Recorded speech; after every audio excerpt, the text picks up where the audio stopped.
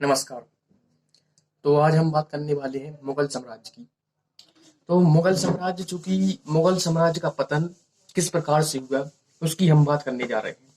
तो इससे पहले हम बात कर चुके हैं कि किस प्रकार से जो मुगल साम्राज्य जिसका उद्भव हुआ था, बाबर ने जिसकी स्थापना की थी, हुमायूं, अकबर, इसके बाद जहांगीर और शाहजहां के पश्चात जो औरंगजेब तक मुगल साम्राज्य अपने जो सुदृढ़ तरीके से, सुविकसित तरीके से चलता रहा। परंतु इसके बाद औरंगजेब के पश्चात जो बादशाह आए, उनके द्वारा मुगल साम्राज्य को उतनी मतलब अच्छी तरीके से उसको नियंत्रण में नहीं रख सके। इस कारण से मुगल साम्राज्य का पतन हो गया था। क्योंकि औरंगजेब जब गद्दी पर बैठा, तो उस समय वर्ष था 1658 के आसपास। तो 1658 में चूंकि शाहजहां का जो समय पीरियड था वह 1627 से 1658 के बीच में था। और शाहजहां के पश्चात जब औरंगजेब गद्दी पर बैठता है, तो गद्दी पर बैठने के लिए उसको अपने दो अन्य भाइयों मुराद और शाह शुजा, इन दोनों से इस गद्दी के लिए शिकस्त करनी पड़ती है, लड़ाई करनी पड़ती है। तो इस प्रकार से जो यहाँ से मतलब जो मुगल पीरियड है, तो जो मुगल साम्राज्य है उसका अंत होना, या फिर उसको कहें तो औरंगजेब ने तो अपने जो मुगल साम्राज्य था उसको एक प्रकार से संगठित करके रखा। परंतु जैसे ही मुगल साम्राज्य में औरंगजेब की मृत्यु हुई, तो औरंगजेब की मृत्यु चूंकि 1707 में हुई थी, तो 1707 में जैसे ही औरंगजेब की मृत्यु हुई, तो उसके पश्चात जो मुगल साम्राज्य था वह ढहना शुरू हो गया, उसको निस्ते नाबूद होना शुरू हो गया। ठीक है। तो हम बात करते हैं किस प्रकार के कारण थे कि मुगल साम्राज्य अचानक से मतलब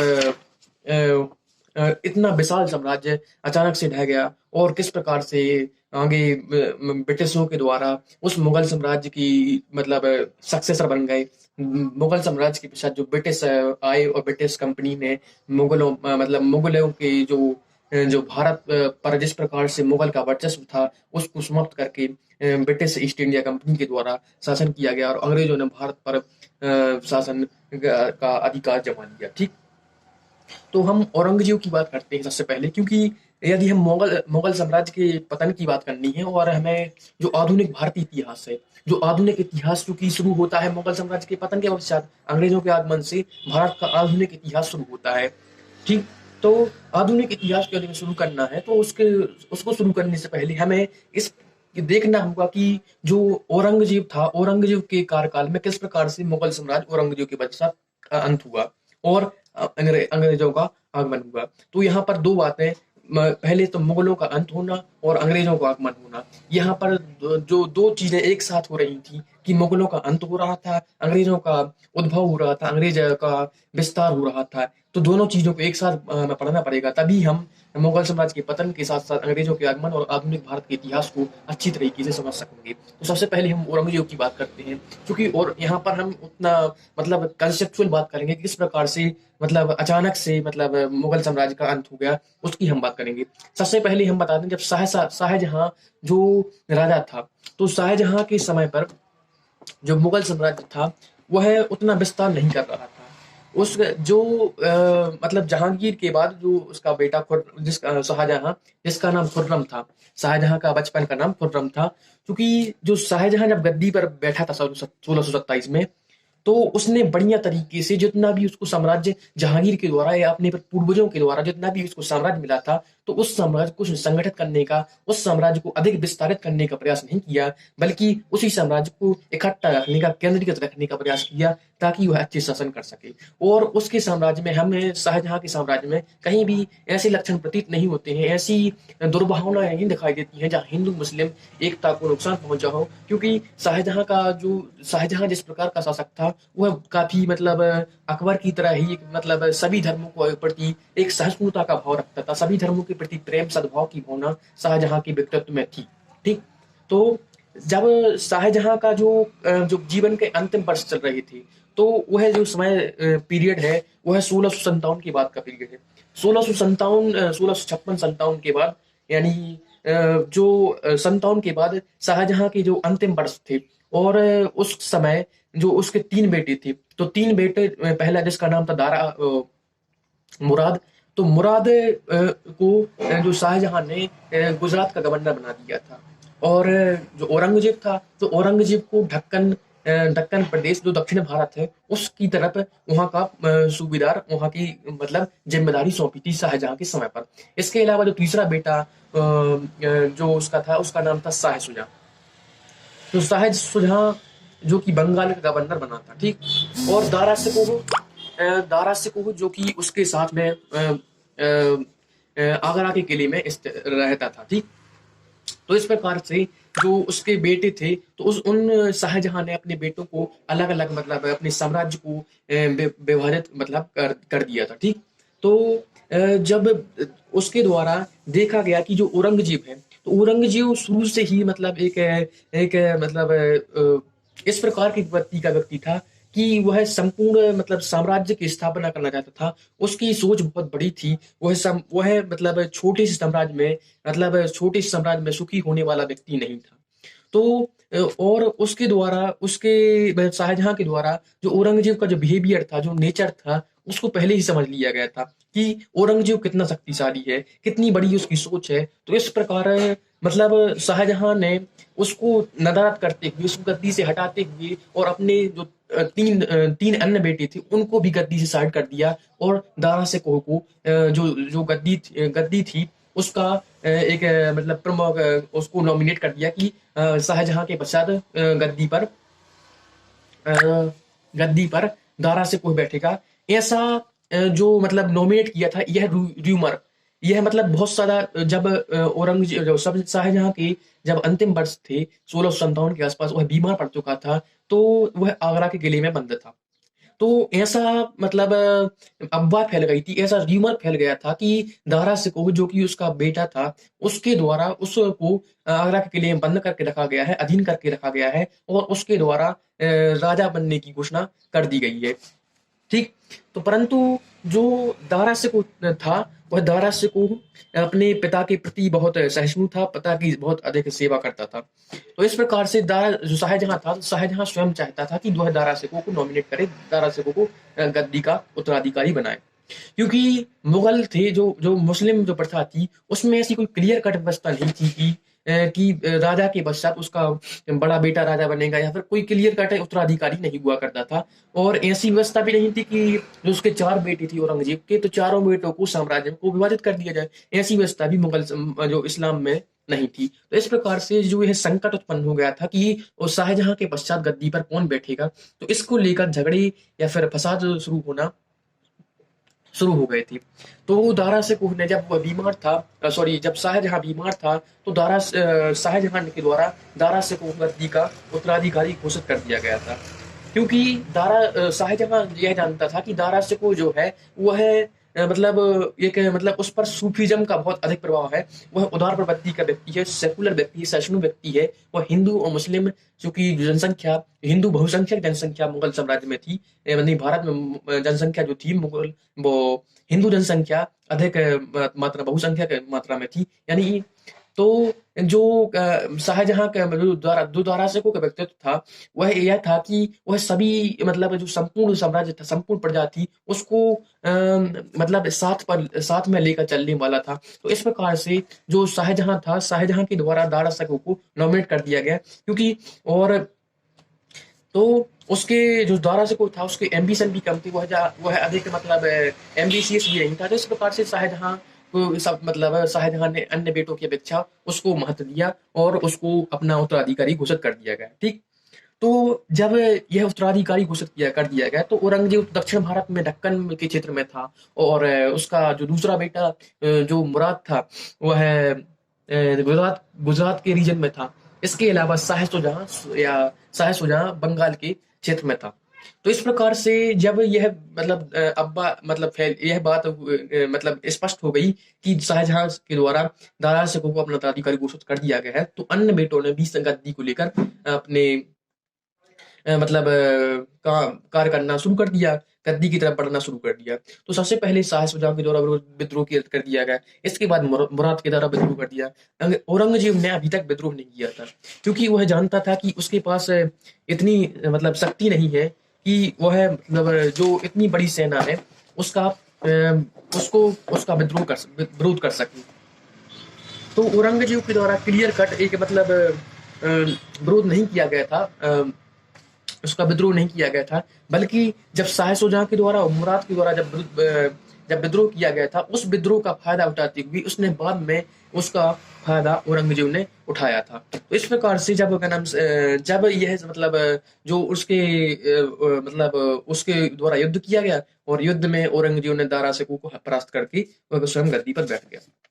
तो इसके बाद औरंगजेब का जो कार्यकाल शुरू होता है। तो औरंगजेब 1658 से 1707 तक लगभग 49 वर्षों तक इसने शासन किया, और संपूर्ण जो मुगल साम्राज्य था, संपूर्ण मुगल साम्राज्य में सबसे अधिक समय तक किसी जो बादशाह ने शासन किया हो तो उसका नाम औरंगजेब ही था। क्योंकि औरंगजेब का साम्राज्य जो कि उसके पूर्वजों द्वारा उसे प्राप्त हुआ था, वह बहुत विस्तृत साम्राज्य था। अकबर का साम्राज्य कहा जाता है कि बहुत विस्तृत था। यानी उत्तर में उसका अकबर का साम्राज्य मतलब कश्मीर से शुरू होता था, और दक्षिण में जो मतलब जिंजीबार या फिर हिंद जिंजीबार तक।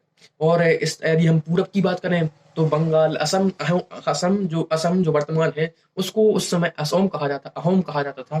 तो वहां तक उसका साम्राज्य औरंगजेब के समय फैल गया था। इसके बाद जो पश्चिम में है, तो उस पश्चिम में हिंदू कुश पर्वत तक इसका साम्राज्य फैला हुआ था। तो इस प्रकार से जो मतलब औरंगजेब था, तो औरंगजेब ने दक्षिण भारत के बहुत से अभियान किए। इसके अलावा मतलब पूर्वी क्षेत्रों में अभियान किए।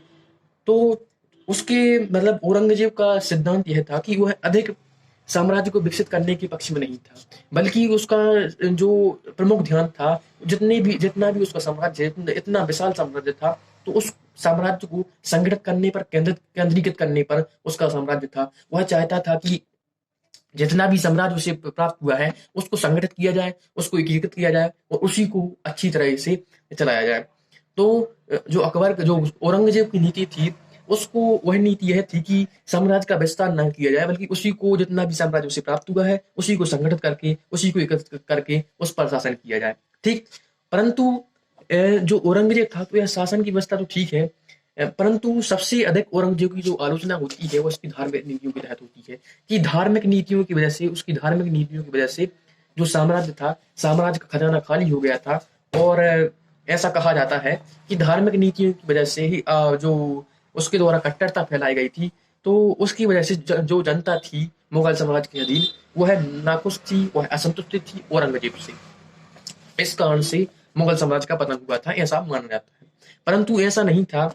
उसकी यदि हम रिलीजियस जो उसके द्वारा जो धार्मिक कार्य किए गए थे, धार्मिक सुधार किए गए थे, यदि हम उनको एनालाइज करें, उसको हम स्पष्ट करने का प्रयास करें, तो हम यह नहीं कह सकते हैं कि केवल मतलब धार्मिक नीतियां जो उस प्रकार से थी उसकी, क्योंकि उसकी धार्मिक नीति का प्रमुख उद्देश्य था कि राजनीति को बढ़ावा देना।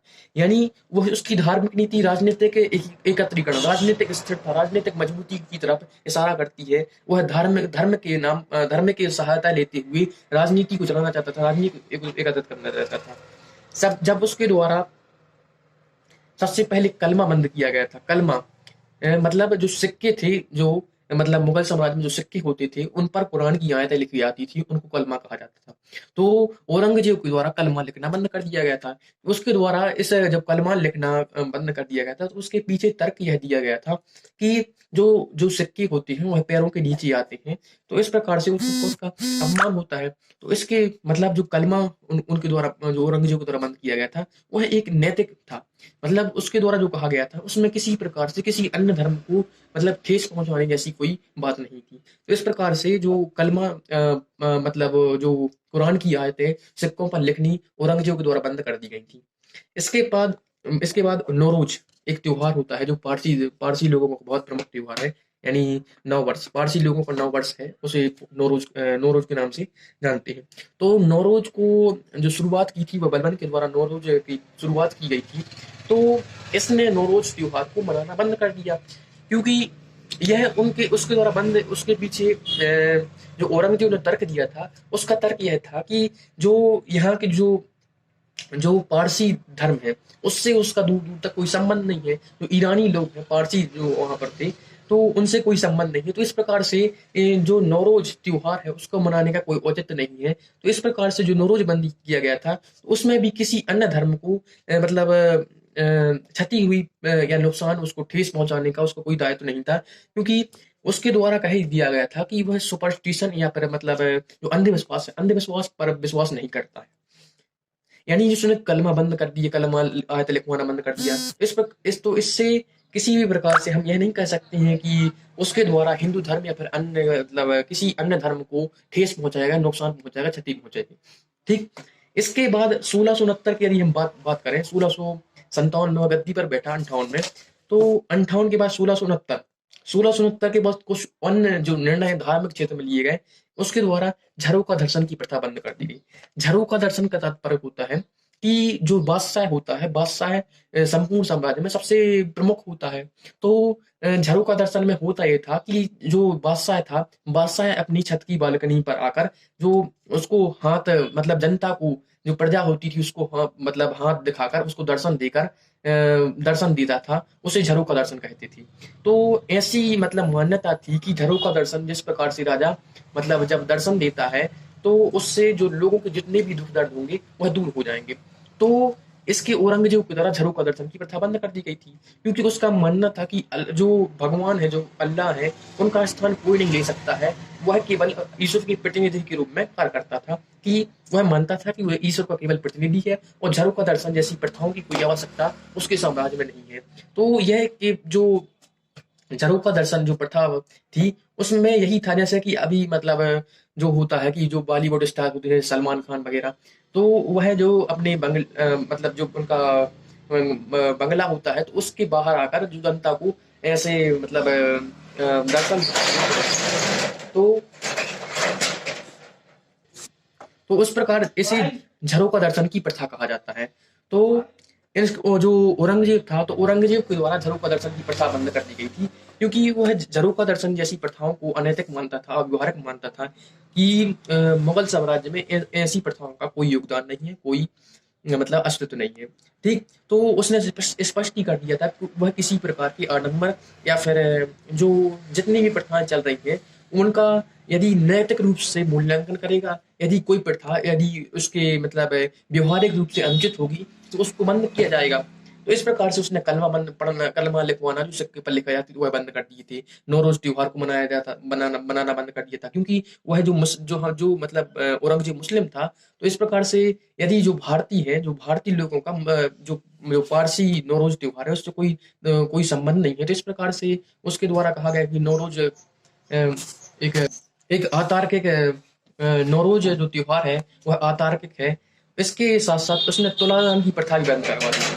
तुलादान का तात्पर्य यह होता है कि जब जन्मदिन के अवसर पर, तो ये जो तुलादान की प्रथा होती थी तो उसमें,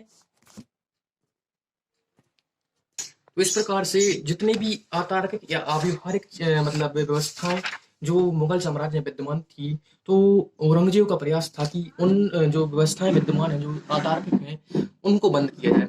तो इसी के क्रम में औरंगजेब के द्वारा कलमा सिक्कों पर कलमा लिखना बंद कर दिया गया था। जो त्योहार, जो पारसी त्योहार था नवरोज, नववर्ष था, उसको मनाना बंद कर दिया गया था।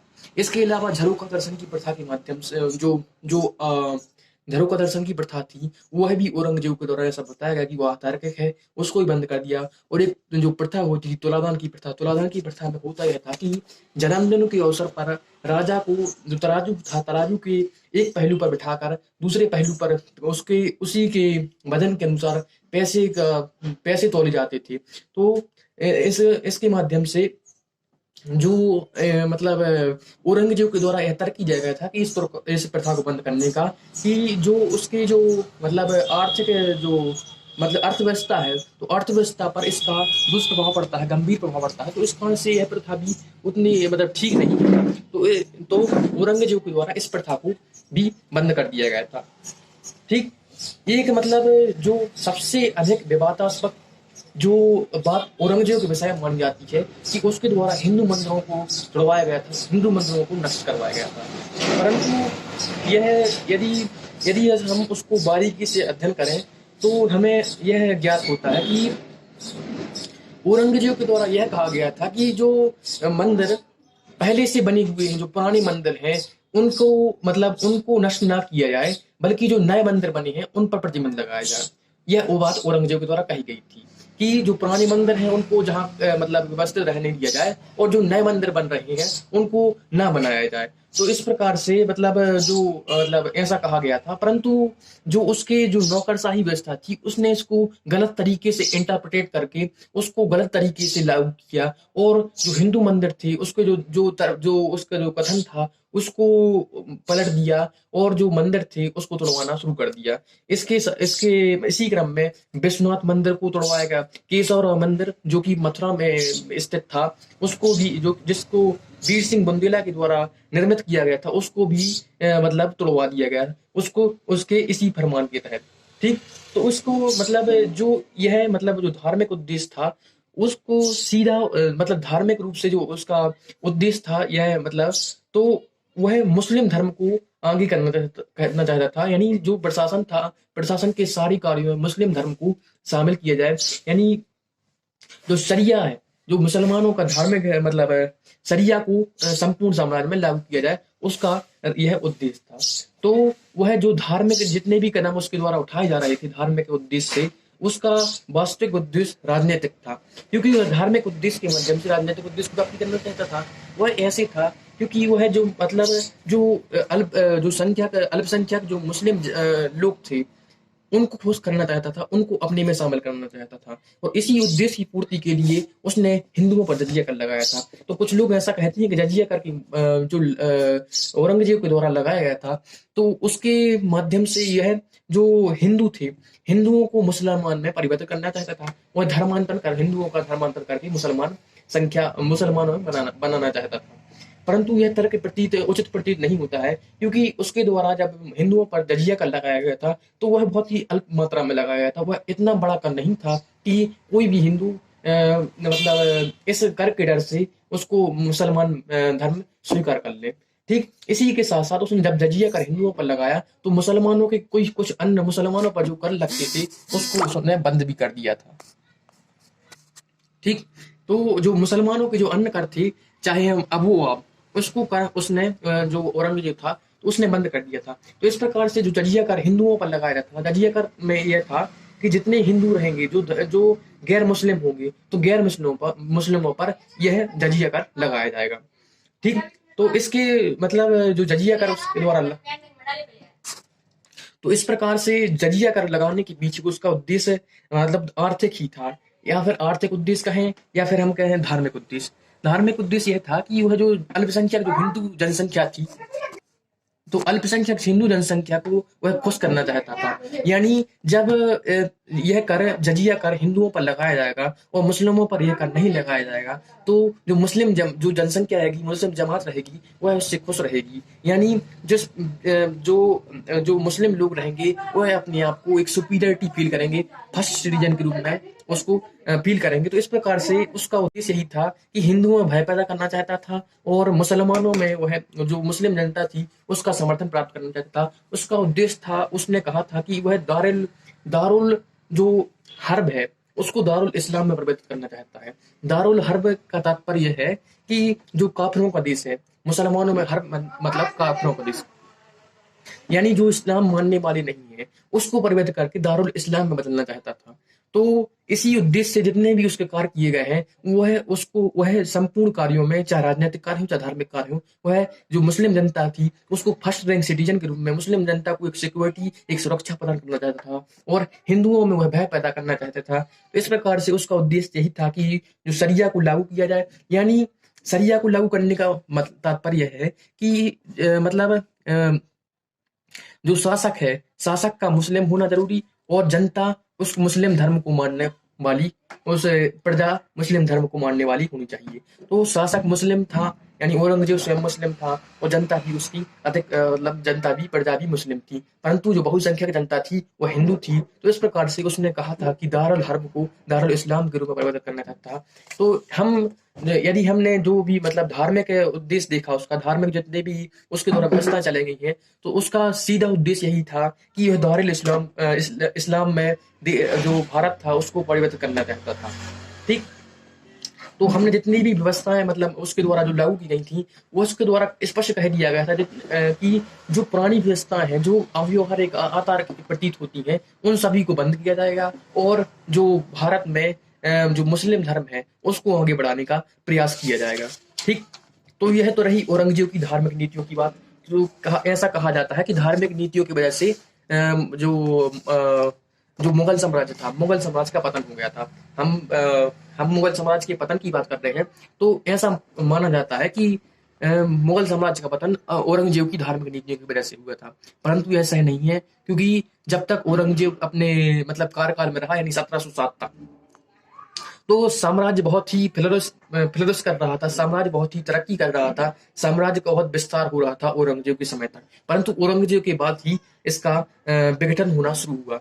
अब हम बात करते हैं औरंगजेब की राजपूत नीति के संबंध में, कि राजपूतों के साथ में औरंगजेब का किस प्रकार से व्यवहार था। यदि हम बात करें कि वो अकबर के समय पर, कि अकबर के समय पर अकबर के द्वारा मतलब राजपूतों के साथ वैवाहिक संबंध स्थापित किए गए थे, क्योंकि मतलब वैवाहिक संबंधों के माध्यम से वह राजपूतों को अपने साथ में लेना चाहता था, राजपूतों गुट को अपनी सेना में शामिल करता था, राजपूतों को अपने जो दरबार था, राजपूतों को अकबर अपने दरबार में बहुत बड़े बड़े मनसब प्रदान करता था, तो मनसबदारी और उसके जो राजपूताना राज्य था, यानी राजस्थान के तरफ का एरिया, तो उस एरिया में उसके द्वारा यानी नीति लागू की गई थी कि राजपूतों के साम्राज्य में कोई भी हस्तक्षेप नहीं किया जाएगा, यानी राजपूतों को संपूर्ण स्वतंत्रता अकबर के समय प्रदान की गई थी।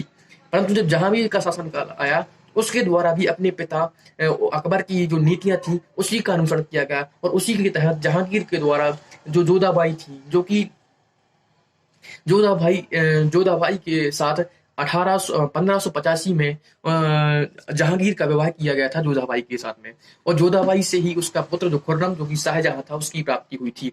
तो इस प्रकार से जहांगीर के समय में भी राजपूतों के साथ में जो जो मुगल साम्राज्य के जो रिश्ते थे, जो संबंध थे, वह सुचारू रूप से, आबाद रूप से, स्वतंत्र रूप से चलते रहे। तो इस प्रकार से राजपूतों की सहयोग और जहांगीर को भी प्राप्त होता रहा। परंतु शाहजहां के समय थोड़ा सा इसमें मतलब उसने राजपूतों के साथ में वैवाहिक संबंध स्थापित करना बंद कर दिया था। केवल वह मनसबदारी प्रदान करता था, वतन जागीर। मतलब यदि हम शाहजहां के समय पर बात करें, तो राजपूतों के साथ शाहजहां के समय संबंध अपने स्थिर अवस्था में थे, ना ही उन्हें अधिक बढ़ावा दिया गया था, ना ही उनके बीच में अधिक हस्तक्षेप किया जाता था। तो एक शाहजहां के समय में जो राजपूत के साथ संबंध थे, उसमें स्टेबिलिटी, एक स्थिरता आई थी। वह ना तो शाहजहां का झुकाव जो राजपूत थी उनकी तरफ अधिक था, और ना ही कम था। तो इस प्रकार से शाहजहां के समय तक जो मुगल और राजपूतों के बीच में संबंध स्थिर बने रहे, अच्छे बने रहे। परंतु जैसे ही औरंगजेब का कार्यकाल आया, तो उस औरंगजेब के कार्यकाल में राजपूतों के साथ संबंध बहुत बिगड़ चुके थे, और ऐसा माना जाता है कि राजपूतों के साथ संबंध बिगड़ने की वजह से ही मुगल साम्राज्य का पतन हुआ। और हम चूंकि मुगल साम्राज्य के पतन की बात कर रहे हैं, तो औरंगजेब के समय चूंकि आमेर के जो राजा थे, आमेर के राजा थे राजा जय सिंह। तो राजा जय सिंह जिन्होंने मतलब जो जय सिंह थे 1729 में जो आमेर है, तो आमेर को जयपुर में, आमेर का नाम ही आगे चलकर जयपुर पड़ा था, तो इन्होंने ही जयपुर शहर की स्थापना की थी। आमेर जो कि वर्तमान का जयपुर के रूप में जाना जाता है। तो इसके साथ में जो औरंगजेब के संबंध बिगड़ चुके थे, खराब हो चुके थे। इसके साथ साथ जोधपुर, जो दूसरा प्रमुख राज्य था राजपूताना में, वह था जोधपुर। तो जोधपुर पर मारवाड़ के शासक जोधपुर या मारवाड़, जो वर्तमान में जोधपुर है, उसको मारवाड़ कहा जाता था। वहां पर राठौड़ शासकों का शासन हुआ करता था। ठीक, तो जब वहां पर मारवाड़ में राठौड़ शासकों का शासन हुआ करता था, तो जैसे ही मतलब औरंगजेब शाहजहां के समय तो संबंध ठीक ठाक थे, परंतु 1678 में जो मारवाड़ के शासक थे, जो जोधपुर के शासक थे, महाराजा जसवंत सिंह की मृत्यु हो गई थी। तो जसवंत सिंह की जैसे ही मृत्यु हुई, तो जसवंत सिंह की मृत्यु के पश्चात उनके उत्तराधिकारियों को लेकर उनका बेटा, जसवंत सिंह की मृत्यु के पश्चात जो उत्तराधिकारी था वह उनका बेटा अजीत सिंह था। परंतु औरंगजेब के द्वारा अजीत सिंह का समर्थन ना करके उनके जो जसवंत सिंह थे, जसवंत सिंह के जो भाई अमर सिंह थे, अमर सिंह के पोते इंदर सिंह को समर्थन किया गया था। यानी इसके पीछे यह तर्क था कि शाहजहां के द्वारा एक गलती, उसका मानना था कि शाहजहां के द्वारा एक गलती की गई है। यानी गलती ये थी कि अमर सिंह और जसवंत सिंह दो भाई थे, तो जसवंत जो शाहजहां थे, तो शाहजहां ने अमर सिंह जो बड़े भाई थे, उनको शासन की गद्दी न देकर जसवंत सिंह को गद्दी पर बैठा रखा था। अब चूंकि 1678 में जसवंत सिंह की मृत्यु हो गई है, तो औरंगजेब के द्वारा कहा गया है कि अमर सिंह के जो जो पोते हैं इंदर सिंह को इस जो जोधपुर था, जोधपुर का साम्राज्य का राजा बनना चाहिए, क्योंकि जो शाहजहां के द्वारा जो गलती की गई थी जसवंत सिंह को गद्दी पर बैठाकर, वह उस गलती को सुधारना चाहता है और अजीत सिंह की जगह पर इंदर सिंह को उस साम्राज्य का राजा बनाना चाहता है। तो मतलब जो जोधपुर के साथ भी इसके संबंध बिगड़ चुके थे, क्योंकि जो औरंगजेब के द्वारा जो जो लोकप्रिय जो शासक थे जसवंत सिंह के पुत्र अजीत सिंह को शासक न बनाकर उनके जसवंत सिंह के जो भाई थे अजीत सिंह के जसवंत सिंह के भाई जो अमर सिंह के पोते इंदर सिंह को शासक बना दिया गया था। तो इस प्रकार से इन जोधपुर के साथ और आमेर यानी जयपुर के साथ में जो औरंगजेब के संबंध थे, यानी राजपूताना और मुगल संबंध अपनी चिंताजनक स्थिति में एक स्थिति बिगड़ चुकी थी। ठीक, तो यहाँ पर हमने बात की औरंगजेब तक की। अब हम बात करने वाले हैं औरंगजेब के बाद कौन से राजाओं ने शासन किया जो कि मुगल साम्राज्य से थे। तो इस प्रकार से हमने अभी बात की औरंगजेब के बारे में कि औरंगजेब ने किस प्रकार से धार्मिक कार्यों की वजह से वह जितनी भी धार्मिक व्यवस्थाएं लागू की, उसका उद्देश्य उसका राजनीतिक उद्देश्य था, यानी धर्म का सहारा लेकर वह राजनीतिक व्यवस्था को स्थिर करना चाहता था और राजनीतिक रूप से स्थिर होना चाहता था। वह मुसलमानों का सहयोग प्रदान करना चाहता था। मुसलमान अमीर वर्ग थे, अमीर वर्गों का सहयोग प्रदान करना चाहता था। तो इस प्रकार से हमने जो औरंगजेब के समय देखा कि किस प्रकार से 1707 में मतलब आगे चलकर उसकी मृत्यु हो जाती है 1707 में, और 1707 से ही जो मुगल साम्राज्य का डिक्लाइन या पतन होना शुरू हो जाता है। तो हमने अभी जो औरंगजेब तक जो मुगल साम्राज्य था वह अपनी बेहतर स्थिति में बना रहा, परंतु औरंगजेब के पश्चात ही मुगल साम्राज्य का अंत होना शुरू हो जाता है। तो हम आगे अगले वीडियो में इसके बारे में देखेंगे कि मुगल साम्राज्य का अंत कैसे होता है, पतन कैसे होता है, और जो परवर्ती यानी जो औरंगजेब के बाद जो शासक आते हैं किस प्रकार से उनका मतलब जो नाकारा टाइप के शासक थे, वह जो योग्य नहीं थे, उनके द्वारा शासन किया गया। तो वह जो जितना बड़ा विशाल मुगल साम्राज्य था उसको संभाल नहीं पाए, उसको चला नहीं पाए। इस कारण से जो इतना व्यापक मुगल साम्राज्य था उसका पतन हो गया था। ठीक, धन्यवाद।